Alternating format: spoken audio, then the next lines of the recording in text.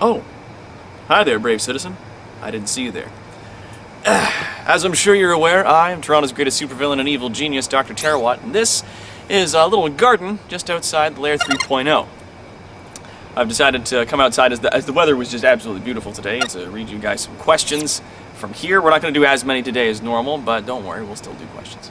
Will we be seeing your relationship in any of your future movies? I'm sure many of us would love to see something a bit more positive than the ending of Black Hat Lounge. Yeah, we got plans to tell more of that story and stuff like that in future episodes. P.S. Please don't be teasing about the swimsuit shots. I'm not teasing, I'm serious. There will be at least one swimsuit bit in the entire thing. In your new world, where would you stand on animal and or human testing? Outlaw some of it, all of it, none of it? These are crucial questions, Doc. Animal testing really only has its place right now because people don't want to test everything on humans, so they test things on creatures that we believe to be somewhat close to humans. Like, we find some new compound or chemical or mixture of something that we're like, oh, this could be used maybe to, you know, dye someone's hair, or it could be used as some kind of makeup or some form of medicine.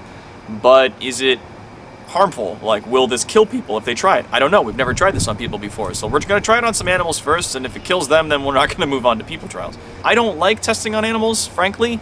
I would say that we should pay people more money to test this stuff on humans, and just pay the test subjects more, just for that risk, right? Love me some Megaman. Question, who's the best Robo? Zero, X, Rock, Base, Protoman? In the X series, at least, I would say, at least in my opinion, that X was the best, because Zero was designed as a hold point, so he didn't get any stronger throughout the series, unless you like play as him, I think, at X2 or 3, where you can play as Zero, and you can get some upgrades, but throughout the X series, Mega Man was designed to have an infinite level of upgrade. Like, he is infinitely upgradable, so he doesn't have a roof of how strong he could be, and is therefore, at least in my opinion, the better robot.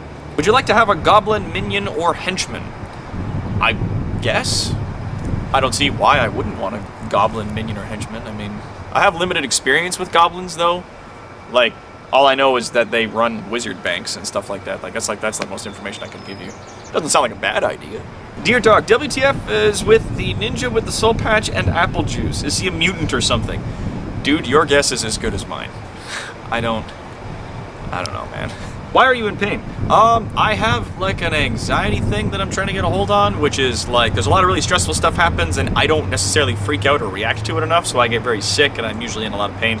I'm seeing some doctors about that right now to try and figure out why I'm having a lot of pain, because it turns out, if you don't get a lot of sleep, waking up the next morning like you've been hit by a truck is not normal, so you should, you know, go check that out. Have you heard of an anime/manga series called Fairy Tail? And if you have you seen it/read it? If you haven't, can I suggest there's another series to add to your list to see? I actually have. I've watched all of Fairy Tail that is available on Netflix right now, and I think it's a great series. It's very trope with all of the stuff that it does. Is very, very classic, like anime tropes, but I love it. It's so shameless and classic. It's a lot of fun for me. Plus wizards and magic and stuff, always a fun thing to watch. Will we see you at cons in Australia? If you have cons in Australia that you'd like to see me out to, I will come to a con in Australia, I will host panels, and I will host events, and I will be your MC if you pay for my plane ticket and my hotel room. Literally, that's it. I would love to come down to Australia to do a show. Absolutely, I would love to be an international supervillain. Are you kidding me? And that pretty much goes for anywhere. If somebody wants to invite me to, like, any part of the world, just let me know that there is an event there, and if the events coordinator people feel like they want to pick me up to come down there, then they can fly me down. I can't afford that plane ticket, though. My God. I have a couple questions. My crew consists of a large number of powerful metahumans. Will you require metahumans to register themselves in your new world? And do you have any defenses against an army of robot ninjas? One, yes, metahumans are going to be required to be registered because I would love to know what kinds of people are out there, if we can help them, if they could be put into a better position in society to be, like, paid more money and given a better life so that they can use their abilities to better the human race moving forward. And yes, I do, but that would be telling. Outside of Canada and probably the United States, what country would you look at invading/conquering first? That's the trick. You can't conquer parts of the world at a time. In my experience, attempting to do so causes the rest of the world to dig in its heels and start land wars with you, and a lot of lives and resources get lost trying to do that. The trick is to try and conquer the world simultaneously, which is incredibly difficult, don't get me wrong. but if done, causes the least amount of loss of life during the period of transition. Once you complete the suit, will you be releasing a schematic? No. Why would I do that?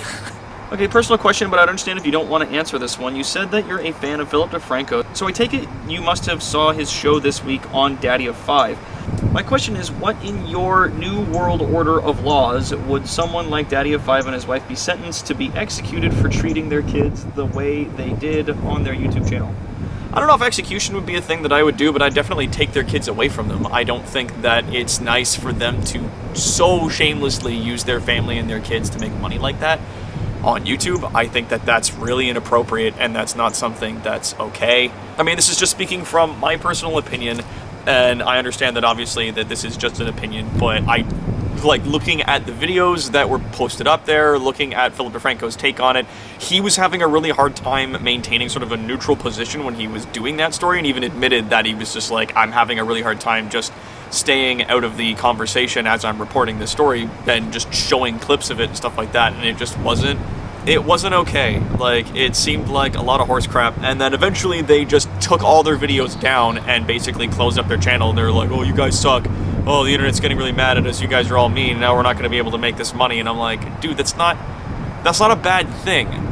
Like, your kids are obviously super upset. You're doing awful things to them, and then you're shoving a camera in their face and putting it up on YouTube. Like, that's really not cool, man. That's really not okay, in my opinion. That was super not okay. So anyways, that is all the questions that I'm going to answer for today. Thank you everybody for leaving your comments in the comments section. If you have any other questions, leave them in the comments section as you usually do. And until next time, my brave citizens, I am Toronto's greatest supervillain and evil genius, Dr. Terawatt. This is our Layer 3.0's garden area out back, and I will see you again tomorrow on our next VEDA. End of line. Sorry, before you go, just a quick reminder about the contest that we started a few days ago. You guys have until the 29th of April, so you've only got a couple of days left on said contest, and that is the best game sprite, 8 to 16-bit sprite of yours truly, that you can do so that we can put those up on our Twitch channel, and we can showcase them on our last day when we're showing highlights throughout the month, and our fan art and other things like that. All contestant entries will be shown on that day, so check it out if you can. Blam! Send in your entries to the email address in the description and the video down below. Okay, I'm out!